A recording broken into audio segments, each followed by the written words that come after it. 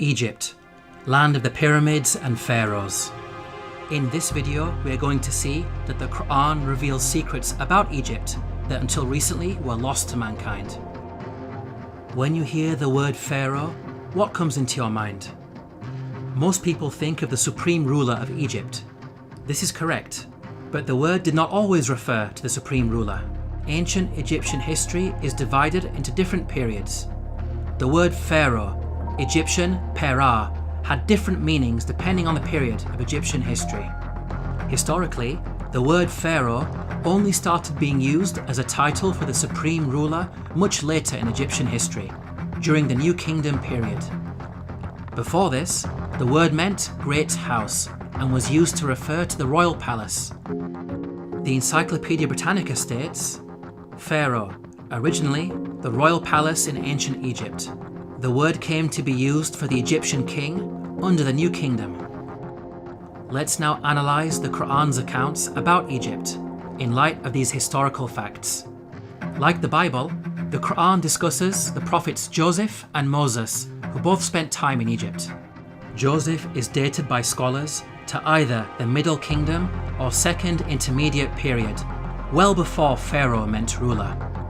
In the story of Joseph, the Quran repeatedly uses the word king to refer to the ruler of Egypt. He is never once called Pharaoh. Moses is dated by scholars to the New Kingdom period. In the story of Moses, the Quran repeatedly calls the ruler Pharaoh. He is never called king. We can see that the Quran is accurate in its use of language when it comes to describing the leader of Egypt at different periods in its history. How could the author of the Quran have known this? The only source of information about ancient Egypt that would have been readily available are the Bible-based stories. To claim that the Quran copied from the Bible is problematic because the Bible uses the word Pharaoh to refer to the Egyptian ruler in the story of Joseph, which is historically inaccurate. The Quran cannot have copied from the Bible because the Quran corrects the Bible. The Quran makes the following claim about the Pharaoh of Moses, who God drowned in the sea. فَالْيَوْمَ نُنَجِّيكَ بِبَدَنِكَ لِتَكُونَ لِمَنْ خَلْفَكَ آيَةً. We can see that the Quran explicitly states that the Pharaoh's body will be preserved as a sign for future generations. Note that the Quran never makes such a statement about any of the other destroyed nations that it discusses, typically stating that their abandoned buildings and ruins have been made signs for later generations. This claim about a body being preserved is unique to the Pharaoh of Moses.